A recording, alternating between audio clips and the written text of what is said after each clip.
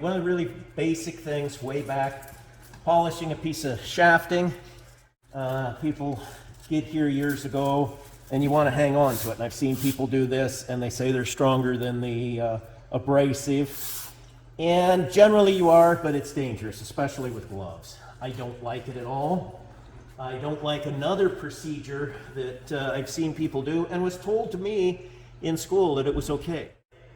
What people would do many times is they would test the smoothness of the part as you're polishing it to see how smooth it was by touching it with your hand. I say don't touch it at all. Early on, doing that procedure as prescribed by old timers, I had my hand with no gloves, nothing, just starting to pull in a little bit. And if you fought against it as it starts wrapping around, the lathe's still going to take you in. What I did was, of course, pushed away from the shaft, and it didn't give any more friction.